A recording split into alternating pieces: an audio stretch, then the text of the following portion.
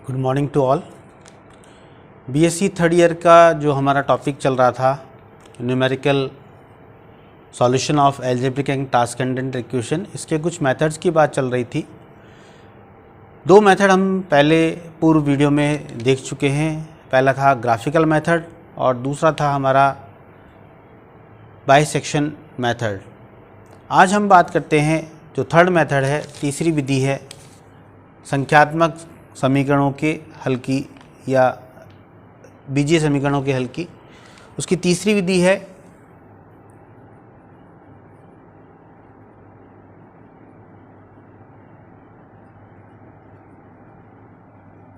Regular falsi method या मिथ्या स्थिति विधि।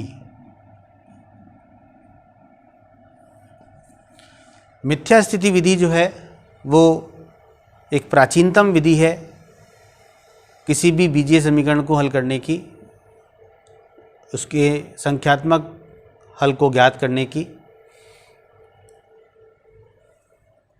यह विधि जो है वो बाइसेक्शन मेथड से काफ़ी मिलती जुलती है। जो प्रारंभिक मूल है वह पूर्व की तरह बाइसेक्शन मेथड के द्वारा ही हम ज्ञात करते हैं। मान लेते हैं f(x) बराबर 0 दी गई समीकरण है और इस समीकरण के मूल हमें ज्ञात करने हैं। माना कि f(x) बराबर 0 के मूल ज्ञात करने हैं। कोई भी गिवन इक्वेशन है आपको f(x) बराबर 0, इसके हमें मूल ज्ञात करने हैं। इसके मूल ज्ञात करने के लिए हम सर्वप्रथम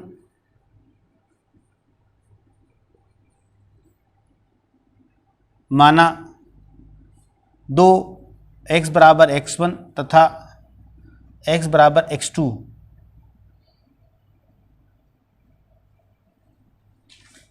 पर y1 तथा y2 के विपरीत चिन्ह प्राप्त होते हैं।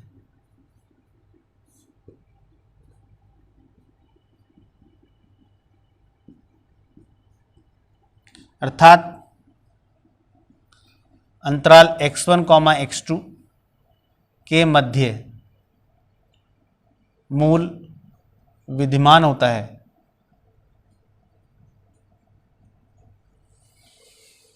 जहाँ पर x1 और x2 जो है बहुत ही पास पास संख्याएं हैं। तो जैसा कि हम ज्योमेट्री में जानते हैं कि माना कि x1 y1 ये कोई बिंदु है और x2 y2 ये कोई बिंदु है। दो बहुत पास पास के बिंदुओं पर जो वक्र होता है वह एक सरल रेखा के रूप में होता है। तो हम मान लेते हैं ये हमारा दिया गया वक्र है, जहाँ पर ये हमारा x1 है, ये y1 है, ये y2 है और ये जो बिंदु है बिंदु P, या हम इसको P इसको ले लेते हैं, ये Q बिंदु है। मान लेते हैं बिंदु P x1 y1 तथा Q x2 y2 बहुत नज़दीक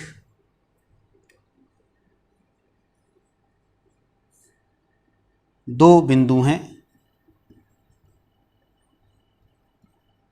जहाँ f(x) का मान विपरीत चिन्ह का है।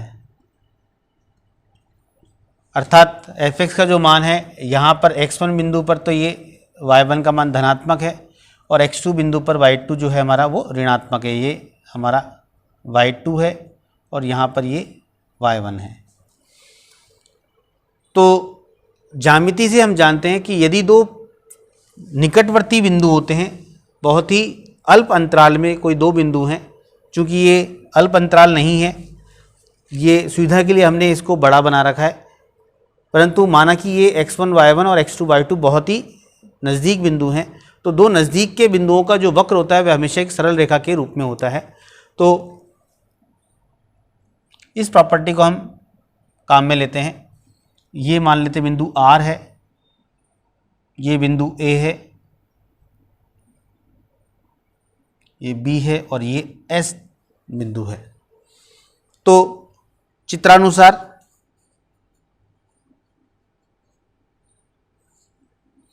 त्रिभुज APR तथा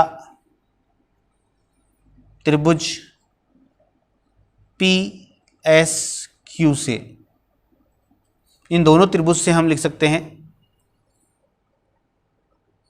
AR अपॉन AP बराबर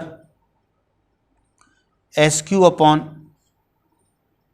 SP।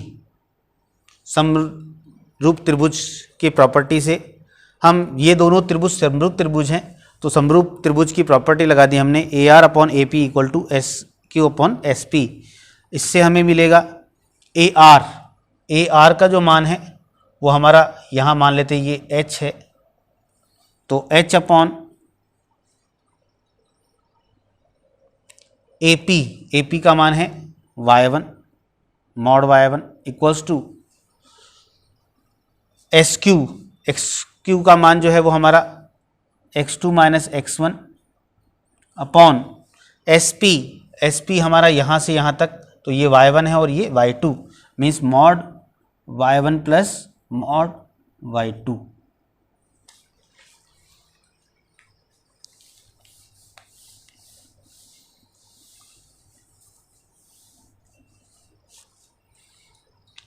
अर्थात चूंकि ये जो बिंदु R है वह समीकरण का मूल है, तो अतः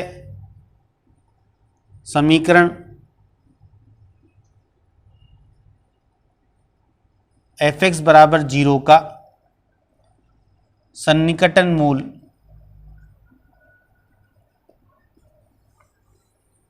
x1 मान लेते हैं, इसको x प्लस h होगा, ये दूरी x है और प्लस h, तो x प्लस h, जहाँ पर h का मान हमने निकाला है, h का मान हम यहाँ निकाल लेते हैं, h बराबर x2 minus x1 into mod y1 upon mod y1 plus mod y2। तो ये जो h का मान है वो हम यहाँ सब्स्टिट्यूट कर देते हैं, तो ये हमारा प्रथम सन्निकटन सूत्र बन जाता है, x बराबर x2 माइनस x1, ये x1 था क्योंकि ये यहाँ से यहाँ तक की दूरी x1 है, तो x1 plus x2 minus x1 into mod y1 upon mod y1 plus mod y2, bracket नहीं है, ये मॉड्यूलस है। यह सूत्र हमारा प्रथम सन्निकटन सूत्र कहलाता है। अर्थात हमने मिथ्या स्थिति विधि से हमने h का मान ज्ञात किया और h का मान हमने x1 प्लस h जो कि हमारा प्रथम सन्निकटन मूल है वह ज्ञात कर लिया। अब यदि f ऑफ x1 तथा f ऑफ दिस प्रथम सन्निकटन मूल और जो हमारा प्रथम मान था x1 दोनों विपरीत चिन्ह के उत्तर,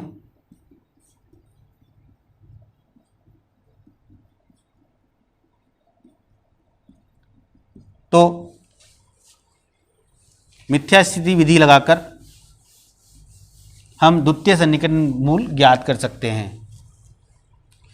दोनों विपरीत चिन्ह के हों तो मिथ्या स्थिति विधि से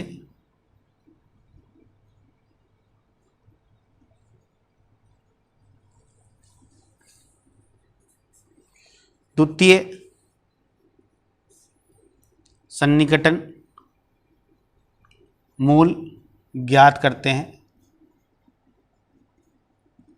और यदि f ऑफ x1 ये जो हमारा प्रथम सन्निकटन मूल है उस पर फलन का मान तथा f ऑफ x2 जो हमारा ऊपरी सीमा थी x1 और x2 वाली दोनों विपरीत चिन्ह के हों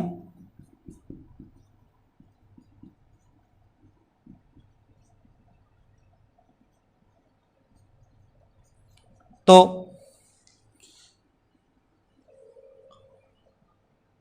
अंतराल x1 x2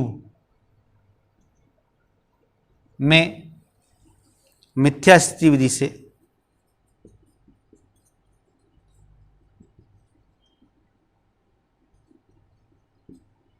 से द्वितीय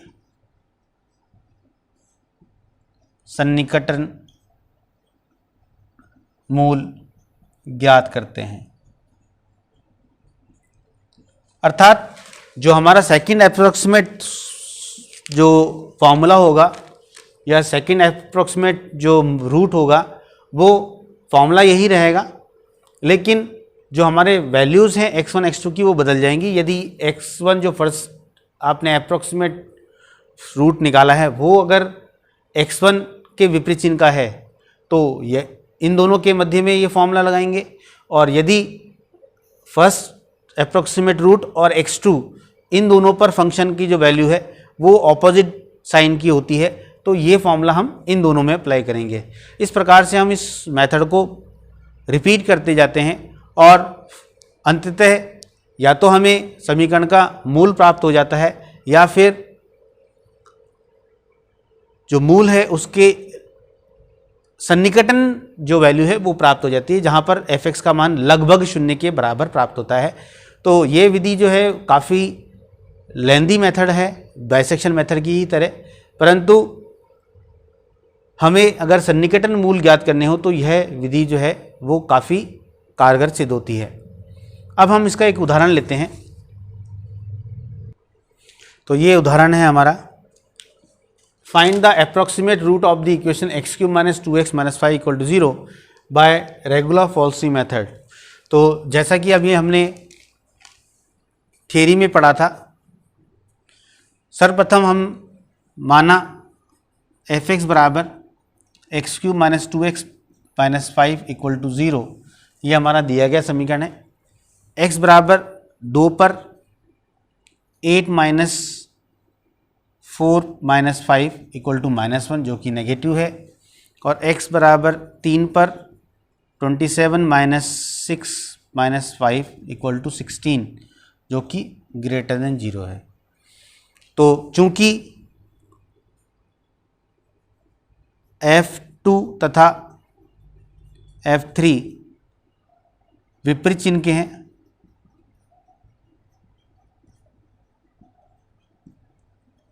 अतः मूल अंतराल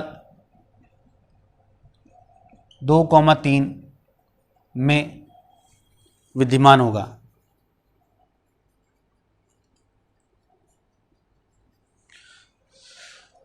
हमने दो मान निकाले, x के दो मान सब्स्टिट्यूट किए। x बराबर 2 पर हमें -1 प्राप्त हुआ है और x बराबर 3 पर हमें +16 प्राप्त हुआ है, अर्थात हमारा जो समीकरण है उसके मूल इस अंतराल 2,3 के मध्य में विद्यमान, कम से कम एक मूल तो विद्यमान होगा ही। अब हम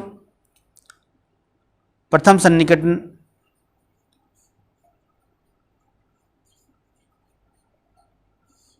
सूत्र काम में लेते हैं और उससे पहला सन्निकटन मूल ज्ञात करते हैं। तो f(x1) इक्वल्स टू, फॉर्मूला था हमारा x1 plus x2 minus x1 into mod y1 upon mod y1 plus mod y2।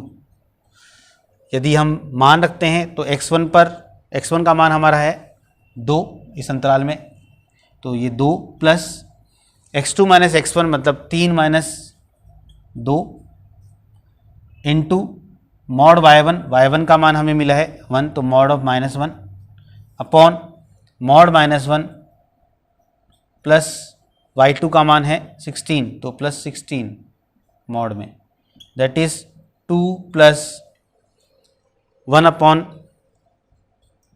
17, 2 plus 1/17 it is equals to 2.0588। इस पर हम f ऑफ 2.0588 कैलकुलेट करते हैं। तो 2.0588 cube minus 2 into 2.0588 -5 equals to, जब इसे सॉल्व करते हैं तो इसकी जो वैल्यू है वो -0.3910 जो कि ऋणात्मक प्राप्त होती है। अतः समीकरण का जो मूल होगा तो f ऑफ 2.0588 ऋणात्मक तथा f ऑफ 3 जो है हमारा धनात्मक है। अतः मूल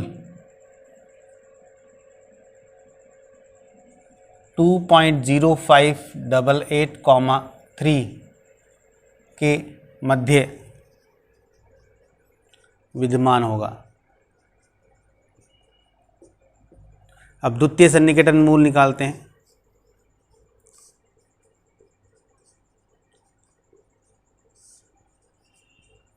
तो उक्त सूत्र जो है हमारा वो पुनः अप्लाई करते हैं।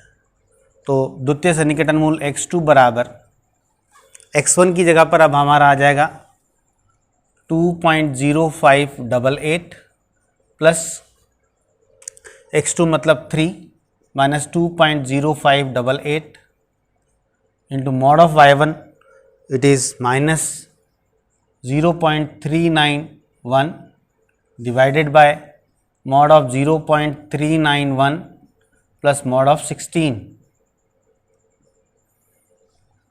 इसको जब कैलकुलेट करते हैं तो उसका आंसर 2.08125 प्राप्त होता है।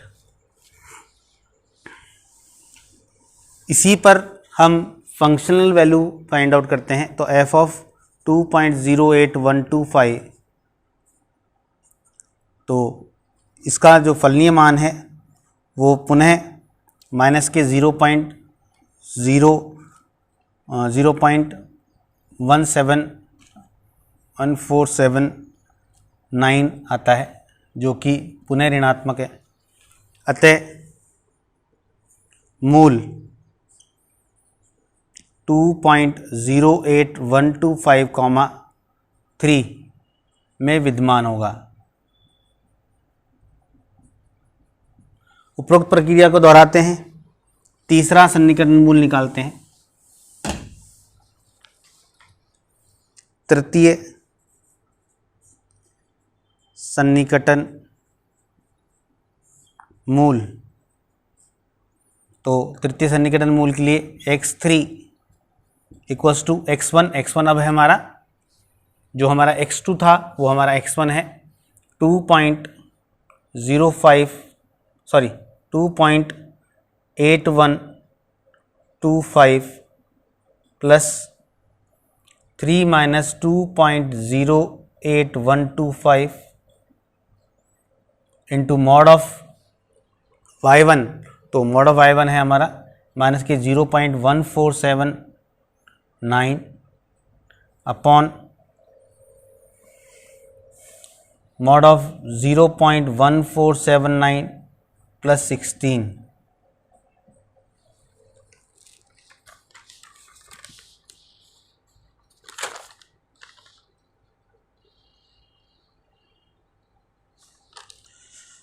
जब हम इसे सॉल्व करते हैं तो इसका जो आंसर है वो 2.089 प्राप्त होता है अप्रॉक्सीमेट। तो ये हमारा तृतीय सन्निकटन मूल है। और जब तक प्रश्न में नहीं दिया है कि उसके तृतीय, चतुर्थ, पांचवा सन्निकटन मूल ज्ञात कीजिए, तब तक हमें 3 सन्निकटन मूल तक तो कम से कम ज्ञात करना है। और यही इस समीकरण का अप्रॉक्सीमेट या सन्निकटन मूल होगा। Thank you. कल हम अगले वीडियो में नए मेथड की बात करेंगे जो उसका लास्ट मेथड है, Newton Raphson method. Thank you very much.